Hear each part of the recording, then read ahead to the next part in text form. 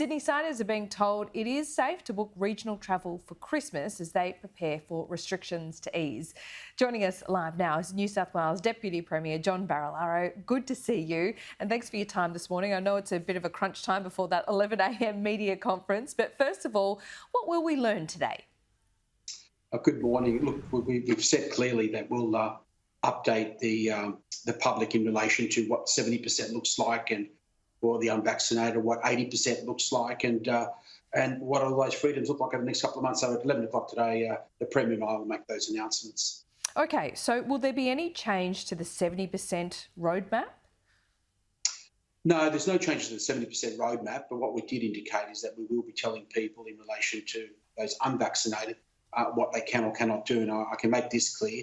If there are not many freedoms if you're not vaccinated. So my message to everybody is that 70% and not 80%, if you want freedoms, you need to be vaccinated. And, that's at the heart of our map. That's at the heart of what we're pushing. And we want to make sure we never lock down again. And the only way we can achieve that is through vaccination.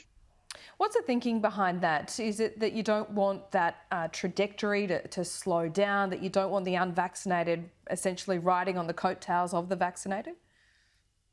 Well, I think it's important that everyone plays a role in this, and the truth is, if we don't want future lockdowns, we're going to have to get the vast majority of the population vaccinated. And while there is anybody in the community that's unvaccinated, there is always the risk not only of just spread but serious illness. And we want to protect people from what is going to be COVID, and COVID's going to be part of our lives, not just for now but the years ahead. And so, therefore, we want to see the highest vaccination in the country. Dr. Kerry Chant has clearly said Australians aren't actually hesitant to immunisation or vaccination, and we believe we can hit 90% vaccination across the country. And if we do that, we'll be the first in the world, the only country to achieve that. We're on track here in New South Wales. We're already at 86% first dose and 60% second dose. There's no reason we can't do that. And if you want to make sure we never lock down again and we can live with COVID as being part of the norm, well, vaccination is the only key, and we're not taking the foot off the pressure there. Are you seeing what we're seeing? Freedom Day somewhat at 70% double dose on the 11th now? Yeah, absolutely. I think you can see the trajectory at the moment. We should hit 70% double dose. I think around 6th or 7th of October, and we said we'll open up the following Monday. So that'll make it the 11th. So absolutely, it's a reward for everybody that have rolled up their sleeve, got the jab, and now we are going to hit that milestone, no question about it, in the first week and a half of October, which means reprieve for businesses, reprieve for families, the opportunity to have a level of freedom, especially as we embark into spring. So, look, it's exciting, and this is the great result because of the citizens of New South Wales who've bought into the vaccination program and got the jab.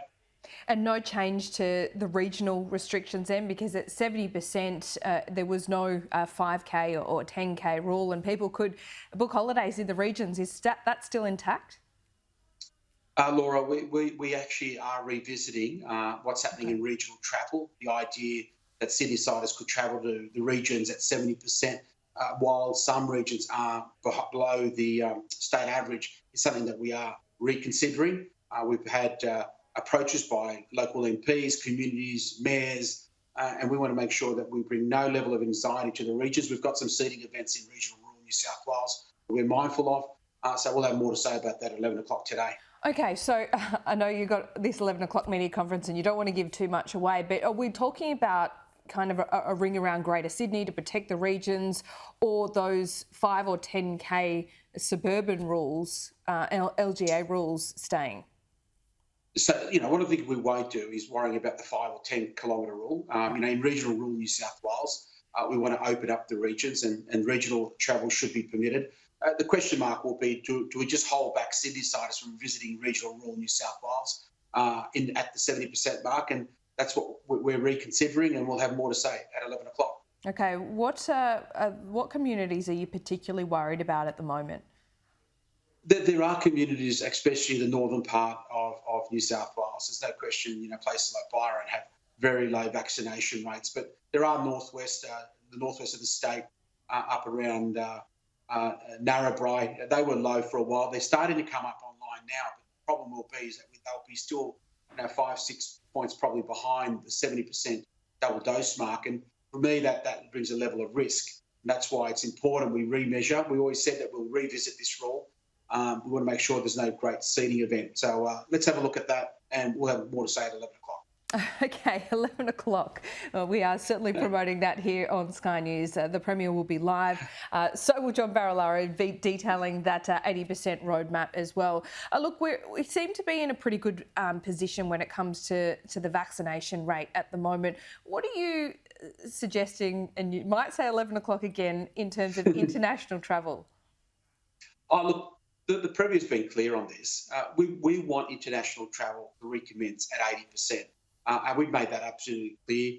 We've made it clear that we want to revisit quarantining, what quarantine looks like for vaccinated people. Do you have to be in detention in a hotel for 14 days, or can you possibly be doing home quarantining for 7 days using different technology and different testing? And we've made that clear. Absolutely, international travel at 80%. We may be the first state to achieve that, and we're looking forward to it. We want Australians to come home and spend Christmas with their families, and we want Australians to be able to travel abroad and be able to spend a time with their families. So absolutely, New South Wales will lead the way, international travel at 80%.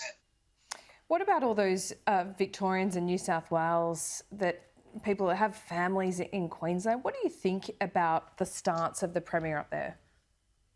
Yeah, look. Can I say that I can understand Premier Palaszczuk, her view, and she's protecting Queenslanders from a COVID outbreak, and the reality is they haven't had to deal with it. Maybe they don't have the processes in place to deal with a major outbreak. Here in New South Wales, we've had to. In Victoria, we've had to. But the reality is all premiers and chief ministers signed up to the national plan. And the national plan did talk about it, 70 and 80%, a roadmap that unlocked borders, brought down borders and allowed at least domestic travel. I encourage those premiers to stick to their word, to the agreement of what they've signed up to the national agreement, and open those borders. It's important for Australians to reunite with each other over this Christmas period. It's been a very tough period of trauma, isolation, and we know this will be long lasting, and that's why this Christmas has to be an opportunity for everyone to come back together. Yes, it does. We hope so. John Barilaro, as always, thanks so much for your time. We'll see you at 11 a.m. All right, thank you.